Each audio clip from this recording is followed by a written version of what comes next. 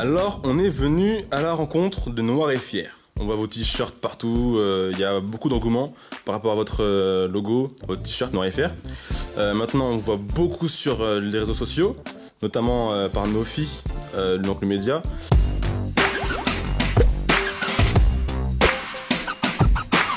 Qui êtes-vous, Noir et Fier?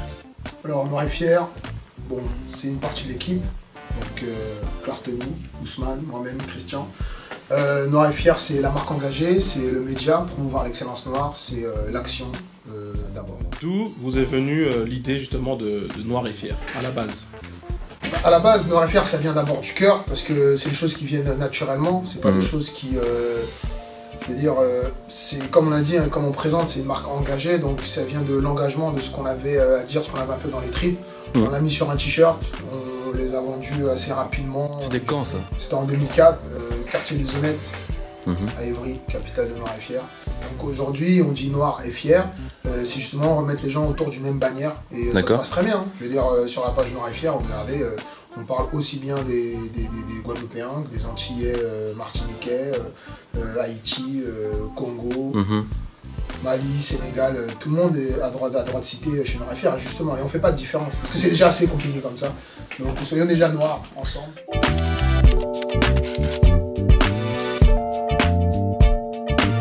Qu'est-ce qu'on pense des Antillais? Qu'est-ce qu'on pense des Africains? Voilà, ce conflit-là, pour vous, il n'a pas lieu d'être? C'est tellement assez compliqué déjà que il y a des problèmes déjà ailleurs là-bas, là, donc il faut régler. Faire des vidéos polémiques juste pour le buzz, ça ne nous intéresse pas. Nous, on est dans la positivité, constamment. On est justement dans la... Voilà, on veut construire, on ne veut pas déconstruire, ça ne sert à rien. D'accord. D'accord. Et vous parlez de construire, justement. Alors, qu'est-ce que vous construisez quelque part en dehors du phénomène de la marque Noir et Fier? Est-ce qu'il y a des actions qui sont mises en place, justement, dans un sens précis?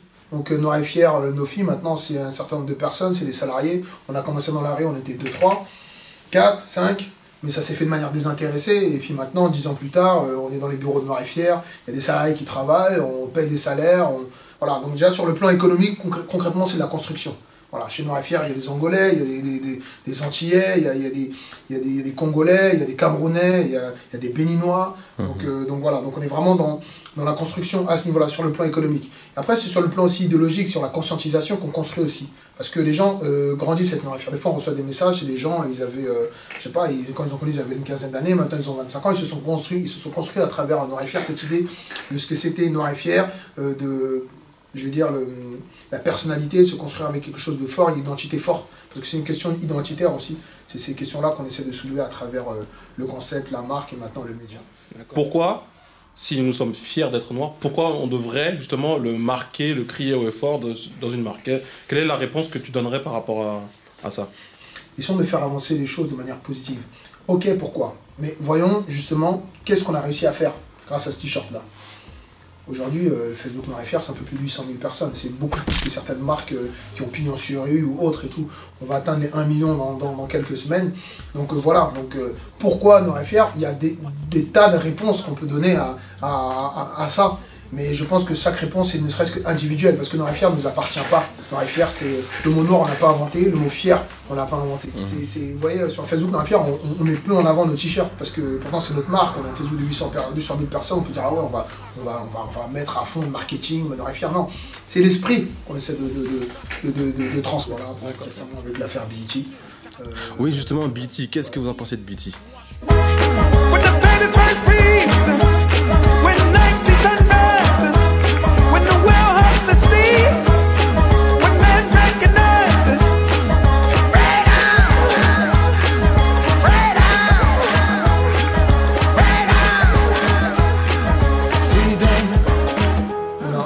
Ça fait 10 ans que déjà BET n'appartient plus à des Noirs, donc l'essence même de BET n'est plus ce qu'elle est. Il y a quelques jours, il y a eu la Million March aux États-Unis. BET n'a pas couvert l'événement, donc allez savoir pourquoi. C'était une marche pour quelle occasion? Pourquoi? La Million March, c'est les 20 ans de la marche qui était organisée par la nation Farrakhan il y a 20 ans. Et ils ont mis le couvert, on va dire. Ils sont partis, ils ont marché jusqu'à Washington.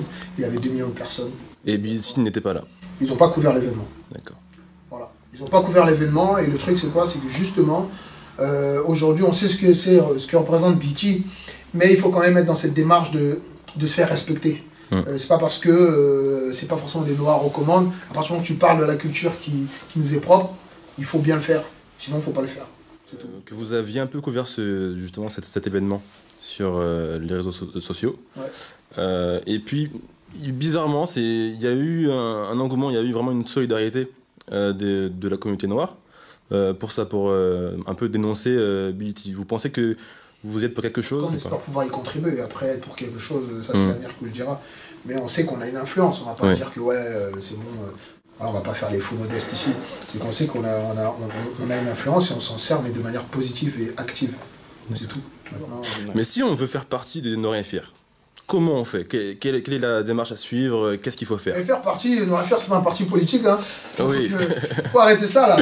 Hein, faire partie, déjà, liker la page de Noir et Fier. Il faut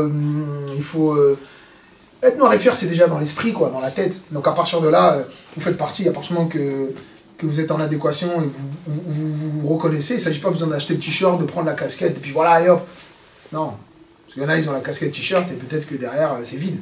Donc non, faire partie de Noir et Fier, c'est être solidaire, voilà. Donc ça veut dire qu'on est solidaire, c'est dire qu'on est Noir et Fier. Voilà. Enfin, on sait qu'il y a des choses qui se passent au Congo, il y a des millions de morts, il y a quelque chose de très grave qui est en train de se passer. Récemment sur TF1, il y a eu la seule émission officielle par rapport au Congo, mais qui traitait des pasteurs à moitié sorciers, à moitié francs-maçons, etc. Alors, comment vous expliquez ce phénomène-là de parler de ces choses-là alors qu'il y a des choses, des millions de morts, par exemple? C'est pour abrutir le peuple, ça. C'est pour abrutir le peuple parce que voilà, ça fait rire, tout le monde va rigoler. Nous-mêmes, on va rigoler. On sait dans nos pays, là, qu'est-ce qui se passe. Parce qu'on n'a pas besoin de TF1, la moitié de nos familles vivent dans ces pays-là. Donc voilà, mais c'est pour abrutir le peuple, faire un peu machin, et puis comme ça on arrive à l'école et au lycée, ah, t'as vu les pasteurs congolais là, machin et tout, et toutes ces femmes, machin et tout, c'est ça. C'est ça. Donc voilà, même nous là on est là, on en rigole. Donc c'est ça, et c'est ça ils nous ont eu. Donc voilà, bon après ils font les sujets qu'ils veulent. De toute façon il n'y aura jamais un sujet positif sur les noirs à la télé française. Il n'y en aura jamais. Donc c'est à nous de les faire. C'est tout. On crée une chaîne de télé, machin et tout. Un gars comme AfroStream qui a son projet et tout, bah voilà. Il veut promouvoir c'est de la belle culture qu'il a. Et il y a quelques années, il y a le premier film officiel sur l'esclavage qui est sorti en France, qui s'appelle Casse Départ. Donc il faut savoir qu'il n'y a jamais eu de film qui traitait du sujet avant de manière sérieuse, historique. Donc le premier film de l'histoire c'est Casse Départ. Oh mais c'est nègre. Ils ont des pieds à la place des mains. Et des mains à la place des pieds. Comme tous les singes, madame. Habituellement, les esclaves africains sont un peu plus robustes que toi. Et debout, bande de fainéants. Ferme ta gueule, y'en a qui dorment. T'as oublié, j'ai rien dit. Alors, qu'est-ce que tu dis de ça? Déjà, je pense pas que ce soit un film sur l'esclavage. C'est un film effectivement humoristique où ils ont pris cette période-là. Voilà, mais bon. Après, le problème, c'est que nous, on a pris clairement position par rapport à ça. Moi, Casse Départ, j'ai jamais vu de toute façon. J'arrête pas de le voir. Je me suis retrouvé au cinéma un jour, il y avait la bande-annonce, tout le monde a rigolé et tout. C'est-à-dire qu'on est là, assis au cinéma, bande-annonce, Casse Départ. Moi, je suis noir, à côté, il y a un rebeu, à côté, il y a un Babtou. Et on regarde la bande-annonce. Et on voit à un moment donné une scène où, je sais pas, une geôle, il est esclave. Donc, allez, lève-toi, ou machin, et il a la flemme, et voilà. Donc après, il est là, lève-toi, esclave, enfin bref, peu importe. Tout le monde a rigolé. Donc, on a balayé toute cette souffrance, toute cette importance, toute cette, comment dire, tout ce que représentait cette période extrêmement douloureuse de notre histoire, qui fait qu'aujourd'hui on est chaos à cause de ça encore. Et en quelques blagues, en quelques sketchs dans un film, même si y a un message derrière, parce qu'on me dit oui mais faut pas, parce que derrière il y a un message et tout, mais non, les gens ne veulent pas que le danger, c'est qu'au-delà de l'œuvre artistique, c'est qu'ils ont mis vraiment en danger, ils ont dénaturé, ils ont ringardisé, ils ont vulgarisé quelque chose qui doit être intouchable vraiment. Vous n'aurez jamais un film comme ça marcher aux États-Unis. Voilà. Sûr, après, savoir qu'est-ce qu'on fait après derrière. Bon, ok, allez, tu fais ce film-là. Que tu aies tort ou raison, tu fais ce film-là. Mais derrière, qu'est-ce qui est fait pour la communauté? C'est quoi les give back? C'est ça le problème. Qu'est-ce qui a été fait? Qu'est-ce que tu veux entendre par give back, justement? Les give back, c'est à un moment donné, ok, je me suis servi d'une histoire qui appartient à tous, mais qu'est-ce qui est fait pour la communauté? Je veux dire, voilà, aujourd'hui on pourrait dire, ouais, Noir et Fier, il n'y a personne qui vient nous attaquer, dire Noir et Fier, vous faites de l'argent sur la communauté, on fait de l'argent, mais qu'est-ce qu'on rend à la communauté? C'est ça le problème, c'est ça la question. Et on rend, nous, clairement, la communauté. On embauche déjà une dizaine de personnes. Ces dizaines de personnes, ils sont noirs, déjà, premièrement. C'est des personnes qui ont du mal à trouver du travail dans des domaines divers et variés. On les a embauchés. Voilà ce qu'on fait déjà, pour la communauté, de manière économique. Ça, c'est vraiment concret. C'est pas du blabla, on va courir dehors, là. C'est ça c'est concret. Maintenant, au-delà de ça, c'est vraiment... qu'est-ce qu'ils font? Qu'est-ce qui a été fait? Moi, je leur pose la question. Posez-leur la question, si vous voulez. Qu'est-ce qu'il faut pour la communauté? C'est ça qui est intéressant de savoir. Et alors, justement, nous sommes dans une période où la liberté d'expression, c'est entre guillemets, le truc médiatique par excellence, notamment avec l'affaire Dieudonné. Comment expliquez-vous que nous puissions rigoler de sujets comme l'esclavage et qu'une chanson, par exemple, comme Show Ananas ou ces choses-là, tombe sur le coup de la loi, entre guillemets? Comment vous expliquez c'est une question de s'organiser. Je veux dire que les personnes qui ne sont pas d'accord avec cette chanson, ils sont organisés de manière à ce que, s'ils disent qu'ils ne sont pas d'accord, on les entend. Donc après, Show Ananas, on peut aimer comme pas aimer. Je ne suis pas en train de dire que j'aime ou que j'aime pas. Je suis en train de dire simplement que demain, si on nous marche dessus, il faut qu'on puisse, ou si on nous moque, si on considère que ça atteint notre dignité ou notre communauté, on puisse monter au créneau et qu'il y a un écho et que hop, tu vois, ça vous voyez, ça répond quoi. On a une association qui s'appelle Noir et Fier en Action et on présente des choses de manière concrète. Le Noir et Fier en Action, c'est d'être dans le prolongement de nos valeurs. C'est-à-dire solidarité et respect. Voilà. C'est-à-dire que respect, il y a quelqu'un qui parle mal, on agit. Litchi, ils arrivent, ils viennent comme ça, en Rambo là, comme ça, on leur montre que nous, d'en face, il y a un tank. Voilà. Ça, c'est respect. Il y a un mec là, le directeur de Radio Courtoisie, il parle de Marine Le Pen, donc jusqu'à là, il n'y a pas de problème. Après, il arrive, il dit ouais, boîte de nègres. Dans les boîtes de nègres. Et donc nous, tranquille, ça passe sur envoyé spécial et il n'y a pas de problème quoi. C'est un truc de ouf, donc on est obligé de monter au créneau. Si on le fait pas, c'est vous qui allez monter au créneau. Parce que moi la question c'est quoi? C'est bon, ça vous indigne. Est-ce que ça vous indigne quand on dit ça? On peut poser la question à n'importe qui. On peut poser la question à des blancs. Ça vous indigne? Ah oui, c'est indignant. Mais qu'est-ce que vous faites? Rien. Pourquoi? Parce que je suis pas vraiment concerné et tout. Donc voilà, donc on se doit de monter au créneau par rapport à ça. Donc ça c'est respect. Et solidarité, c'est parce qu'ensemble, c'est ensemble que les choses se construisent. Donc qu'est-ce qu'on peut faire réellement ensemble pour répondre à certaines problématiques qu'on rencontre. Donc voilà, donc Noir et Fier en Action, c'est ça. C'est juste le prolongement de nos valeurs en fait. Alors bon, l'interview touche à sa fin, donc je vais vous poser encore quelques petites questions. Alors, un artiste. Bon les gars, moi je choisis pour vous, hein, parce que lui c'est Nas, lui c'est... Jamais.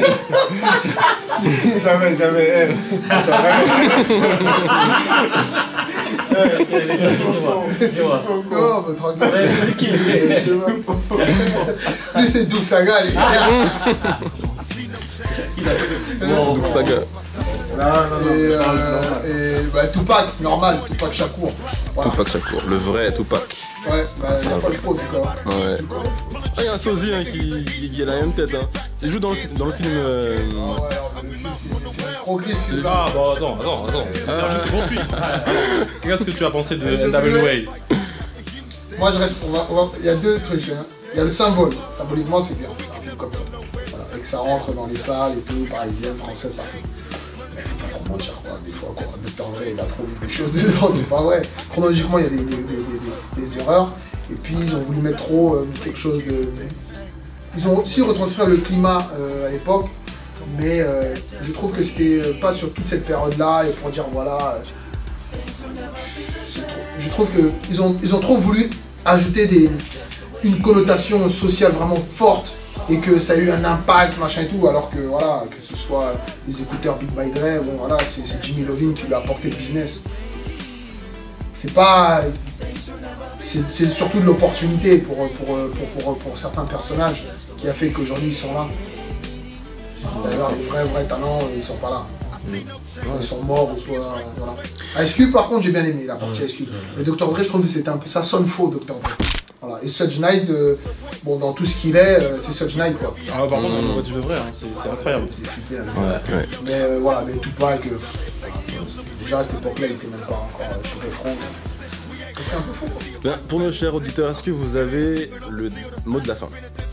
Le mot de la fin, c'est ensemble que les choses se construisent. noir et fièrement. Merci à vous et à bientôt sur Jam It. Avec Queen Jam et Dan Curry. Yes, tonton. On est ensemble. À la prochaine.